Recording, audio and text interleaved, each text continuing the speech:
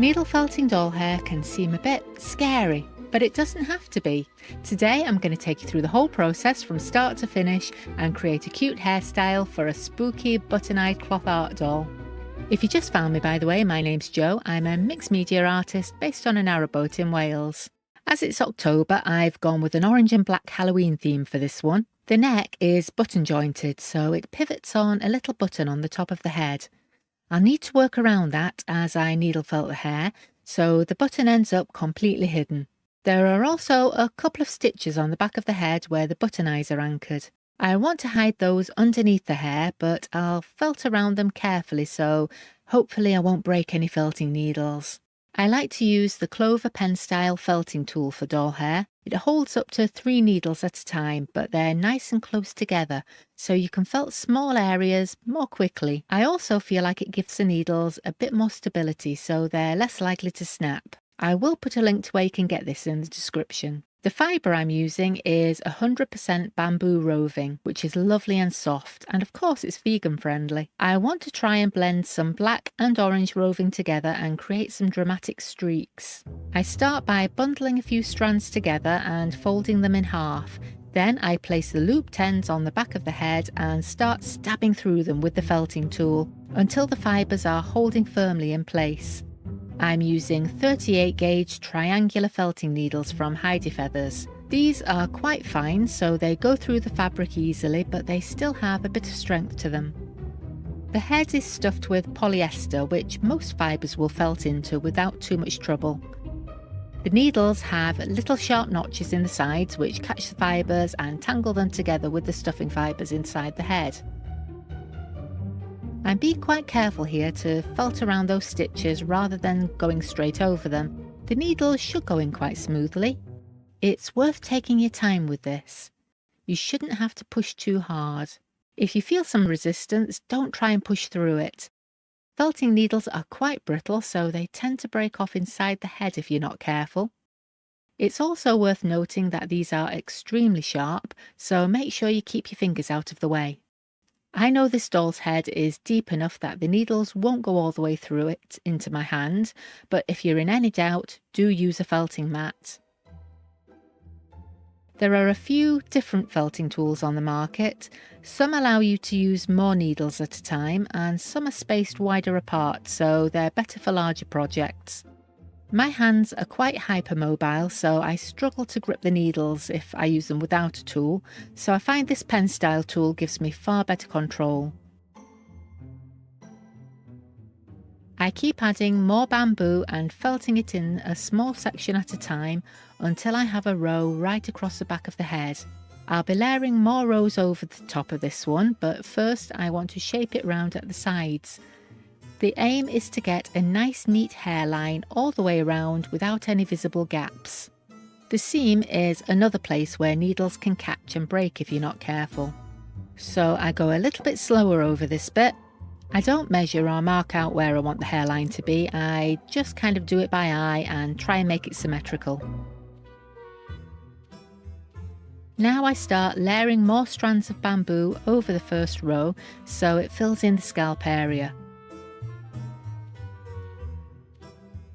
I'm overlapping it at the roots. I want the fabric to be completely covered so there's no white showing through anywhere.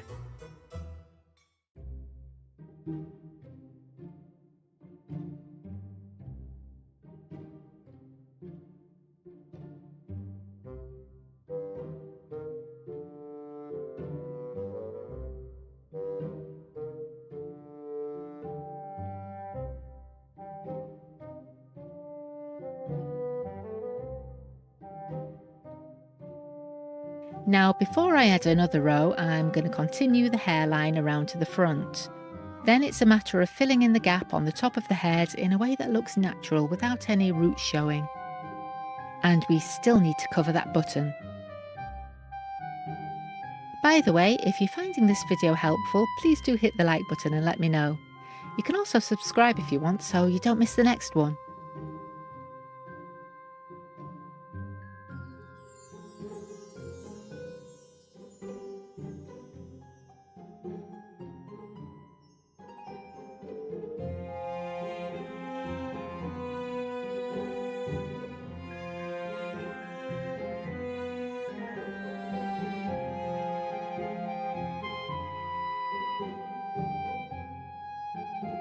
I've laid a few strands of bamboo across the top of the head where the button is, and I'm kind of felting around it, being very careful not to hit that button with a needle.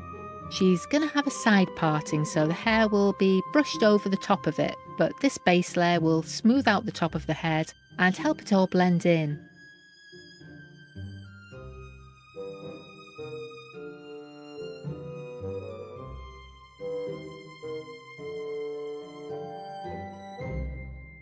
Now I just need to fill in the rest of those gaps and build up some volume. I'm laying each strand in the direction I want the hair to fall, so it will all lay nice and flat with no lumps or bumps.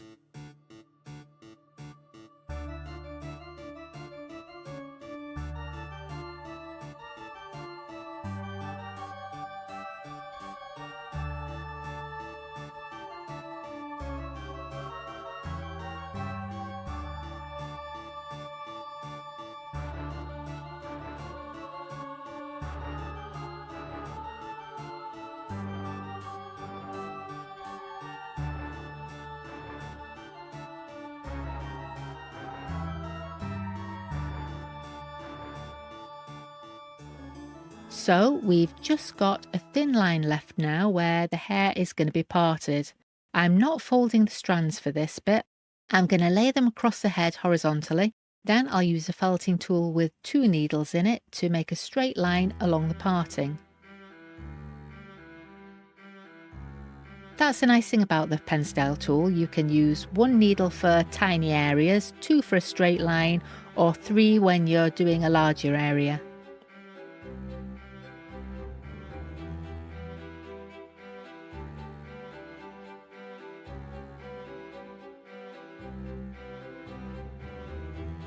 This little section is going to be clipped to the side. It takes a little bit of trial and error to get it to sit right. Sometimes I find it doesn't quite cover the roots when I start styling it, so I have to go back and felt a few more strands in underneath.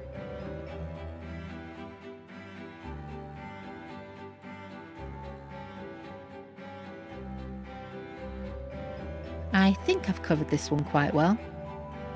I'm going to loosely felt this in place at the side, and then I'll stitch a pretty bead or a bow or something over the top of it.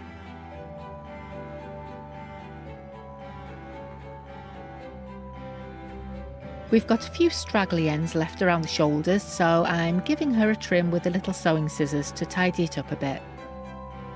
I don't want to take too much off the length, I just kind of chop into the ends so it doesn't look too harsh.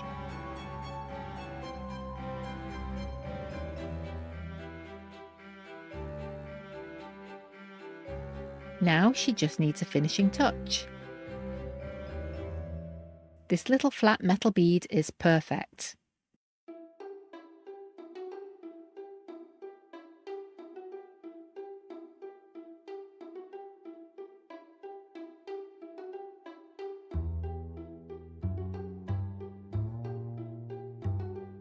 I love how this fiery orange stands out against the black.